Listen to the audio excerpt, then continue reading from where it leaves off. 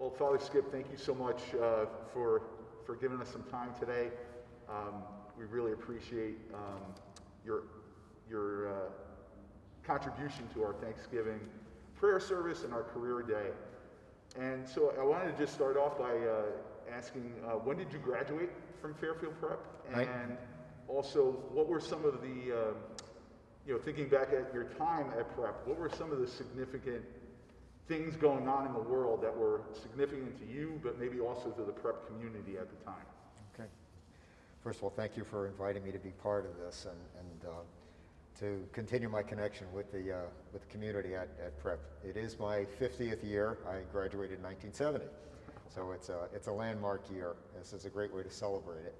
Of course, coming into senior year, my classmates and I brought Woodstock with us. 69 of August was Woodstock with all that broke loose, good and bad, with that experience. So we came in, of course, as very empowered young people. And at the same time, of course, Vietnam was raging, and it was becoming very, very clear that probably, Cambodia was going to be invaded. And then, of course, during our senior year, we saw the backlash to Woodstock, the new conservatism that was taking hold in politics, especially. So it was an era of fantastic creativity, empowerment of the youth, exploration of new ways of thinking of life, certainly new moralities, and also a time when we had to face the possibility that we'd be drafted, right? Which meant that we had to interact with the generation before us. We had to interact with our parents because they had the experience of war and wartime. I think that Prep's, contribution, especially there, was helping us see that war really isn't good for business as our parents were telling us it was. That was their recollection. Their recollection was that wartime was good for the economy. And our feelings at that time is, no, it's not. What was good that was happening was the faith component, that Prep gave. And because wonderful things were happening in the church. In our, juniors and senior year, finally the Vatican reform and renewal was taking hold. Yep. So Prep, gave us a chance to experience a wonderfully reborn, creative faith and church. So if you can think back to your Prep experience, what were maybe one or two or more of your memorable experiences at Prep, at that time? Reflecting on that, Mr. Gualtiere, I would say, there were those that, of course, were traumatic and negative, and then there were those that were very positive. Prep offered incredible opportunities, to us. In the negative column, the Jesuit community at Prep at that time was personally rocked. At that time, we had several priests and a number of scholastics who left, who left the faculty of Prep, who left the priesthood, who left their formation program. And, as you might imagine, for us as young men, these are role models. These are people that if we're drawn to them and their charisms, we feel a very personal responsibility. And the impact of having priests leave the priesthood and scholastics leaving their formation program was traumatic. It really was traumatic. In the positive, later on in 70, one of my personal heroes died. Vince Lombardi died in September of 70. Back in my junior year, I believe, Vince came to the campus. Now, he didn't give any formal, introduction, but he was a personal friend, I think, of Earl Lavery, of Coach Lavery, who was also an algebra teacher. and very much, admired by the student body. And I remember that one day that he came through. I saw him, which was exciting because I've been a Packer fan all my life, and I will be till death. But Lombardi came through the campus. What their business was, I don't know. But later that day, in place of algebra, Coach Lavery spoke to us about the Lombardi ethic. And not so much in terms of football, but in terms of education. In terms of education and in terms of what we really would consider now the Jesuit, the Ignatian ethic. The importance of a successful team must be made up of people who think of themselves as part of something greater than themselves. And that was Lombardi's ethic. You must, and as an educator, Lombardi was superior, and so was Earl Avery. And that was very, very key to me. It almost is the moment when I could say education was what I was going to choose for my career. And the Packers were going to be my team till I died. So, Vince Lombardi, I went to Fordham, so Vince Lombardi is like obviously a legend at Fordham too, and his ethic on even leadership and just life lessons are just legendary, and certainly ones that I've certainly reflected on and gone to. In what ways did prep influence maybe some of your life decisions, some of your values as you left prep, and especially your relationship with God? Prep encouraged me, and I think not just me personally, but the student body, to be accepting of what our shortfalls were, but also of being informed and basically empowered in terms of what our talents were.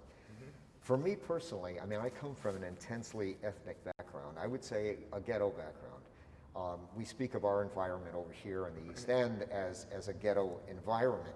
Right. But ghettos are, any place where you have, a very tight, very close type of cultural and family relationship. Where I grew up, I have a very, very large family. Every single one of my classrooms were full of my cousins, and they were my companions. I didn't step much out of the ethnic background, in which I grew until I came to prep. And my first reaction was to be ashamed when I encountered, people of different backgrounds, different, economic classes. And prep insisted that I walk through that I not be ashamed of what my shortfalls were, but that I do something about it. And so I got over my embarrassment very quickly because, again, of the ethic of prep, and also helped to see my own, gifts and talents too. I encountered young men there who were very privileged and whose parents provided a lot for them. Meanwhile,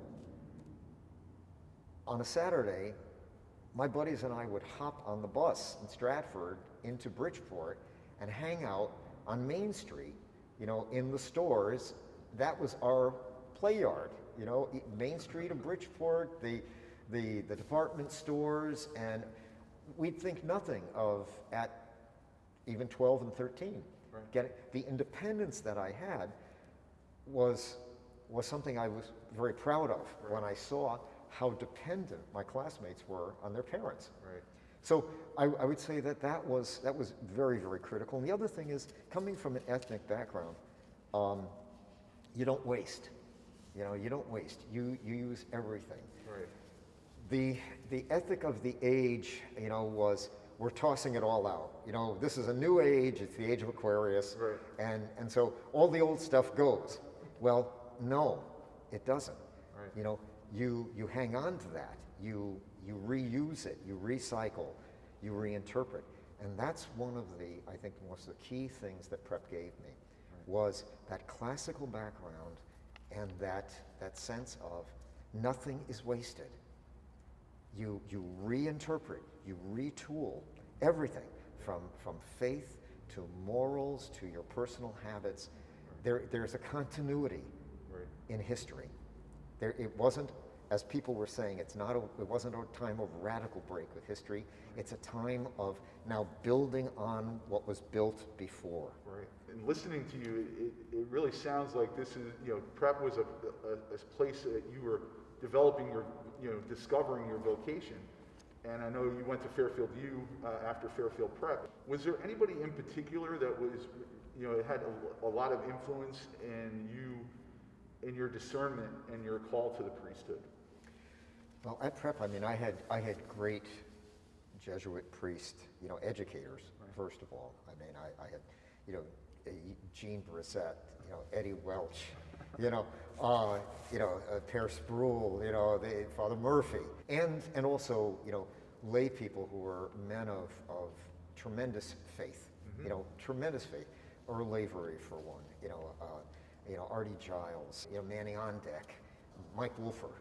These were all my faculty, Right. the members there. So the faith was being nurtured there. For me, what was a little different was my uncle also was a priest. As a matter of fact, this was his last assignment here at Blessed Sacrament, Father George. I really didn't think priesthood would be my call. It really wasn't until I was in graduate school. Right. In Ohio. But what Prep provided for me in terms of continuing my vocation was Prep and Fairfield U provided me the opportunity to be part of a great charitable work out in Ohio. Oh, wow. Bringing the people from Appalachia to a level where they could stand on their own against the encroachment of large companies that were buying up huge tracts of land. I was recruited with some of my classmates from Fairfield U to design a program to sort of fast track them to where they could stand on their own. Mm-hmm. And again, I saw it as a great work of social justice, which Prep and Fairfield U filled me with.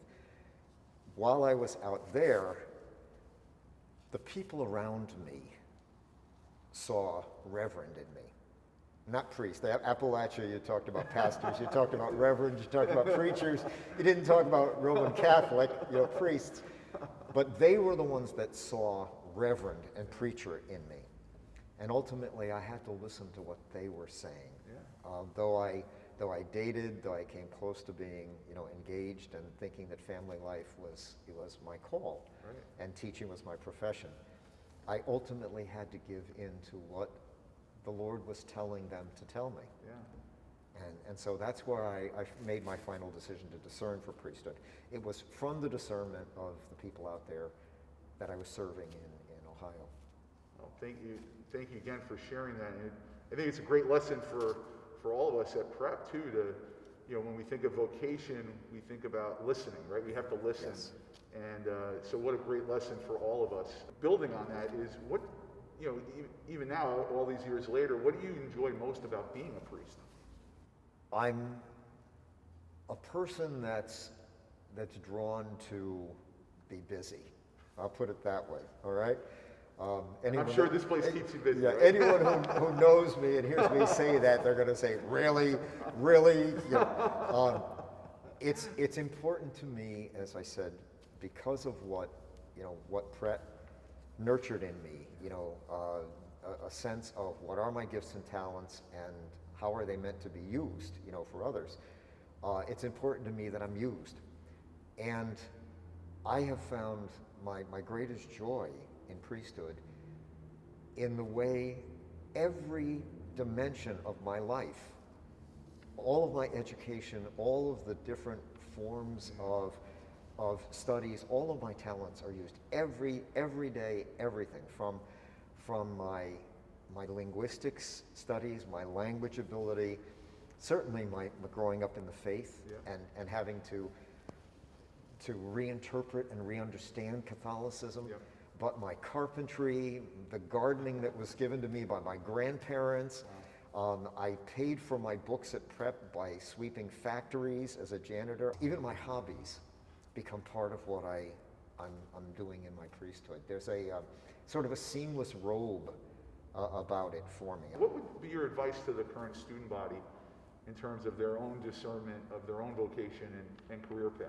I would say with our young people, continue to diversify. I think there's a terrible temptation in the world to specialize. And I think, a school that offers such great opportunities, like even classes at the university, can tempt a young person to specialize too early. I also, and this is where I sound like grandpa, have some grasp of a trade. Our young people are, again, that they have different tools, but they still need to know which end of a hammer to pick up. Not only for the saving of their own monies, because they'll be able to do work themselves, Right. but as we're finding now, the jobs vanish as technology changes and becomes obsolete. And I think the final thing that I would say is make sure you share the company of discerning people. Yeah. Have people around you who know something about you, who can help you, steer your course and make good decisions. I find that this is a world that isolates. Our young people isolate more and more. And when you come down to then who do you ask for advice, there's no one there. Yeah. Or there's no one who knows you. So they say, okay, well, we'll go to the cloud, and the cloud will tell you how your life is going to unfold. No, it doesn't work that way. My last question has to do with with the holiday that's coming up. So what are you most thankful for this Thanksgiving season? Well, here because of who we are at Blessed Sacrament and our commitment to the hungry and the poor, I'm so very grateful, to the prep students who have been coming now regularly, every week, bringing bags of groceries for our food pantry. I'm so grateful for that, and their parents who bring them. I'm grateful certainly for the large collections that you do. We'll say more about that at another time. So all of our donors, that's what keeps us open, and that's what keeps us able to serve the poor.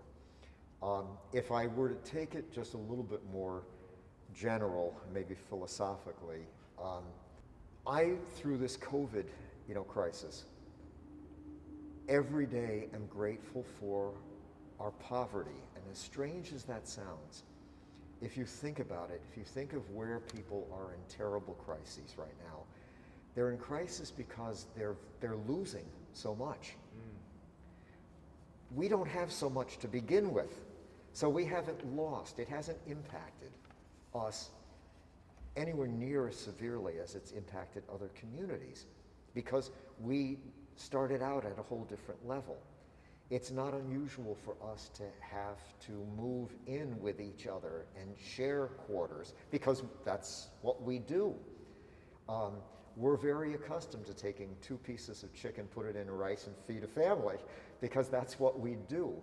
It's poverty, but it's not crisis for us. Right. It's our daily life. Even in the structure of our parish, we're all part-timers here. Yeah. And the terrible difficulty that some of our parishes have had because of staff and furloughing staff and not being able to pay subscriptions and rentals. We don't rent. We have part-time help. And so we haven't had to unemploy anybody. I'm grateful for that. Well, Father Skip, thank you so much. We're so grateful that you shared a little bit of your life with us today, and just know how blessed we are to have you as an alum of our school, but we're also blessed to have you just in our backyard here in Bridgeport. So thank you again, and God bless you and your ministry here at Blessed Sacrament. And you as well in the prep and the university community. So Great. thanks, Father Skip. Thank you.